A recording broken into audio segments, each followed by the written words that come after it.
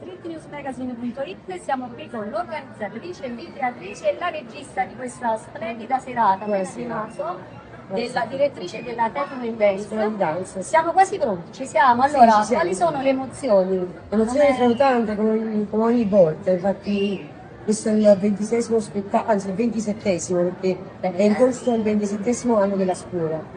E l'emozione è intensa perché oltre alla danza c'è appunto questo festival che è giunto alla quinta edizione, La Voce delle Stelle, dove viene premiato il talento, diamo voce al talento dei giovani. Ci apprestiamo in attesa dell'articolo che sarà online su streetnewsmagazine.it e tutte le nostre pagine social, quindi scoprirete lì tutto quello che accadrà questa sera. Facciamo un saluto a tutti i lettori di Street Ok, un Magazine. saluto a tutti i lettori di Street News, un bacio. Radamo facciamo a bola, stiamo teatro Gelsomina, la Fraulera, Luca Blind, Margherita Saporita, faccio un saluto a Street News, il giornale preferito. Siamo qui alla finalissima della quinta edizione della Voce delle Stelle, un bellissimo festival canoro con me, cantautore Luca Bullo e casting manager dell'evento. A breve scopriremo il vincitore o la vincitrice della serata.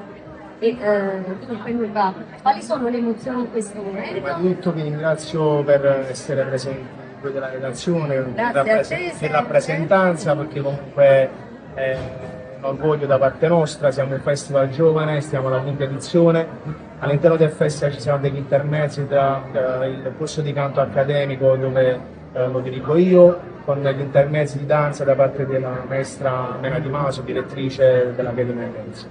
È un festival sociale, improntato sul sociale, totalmente gratuito, il vincitore ha la possibilità di vincere un brano inedito, totalmente prodotto da me. Benissimo.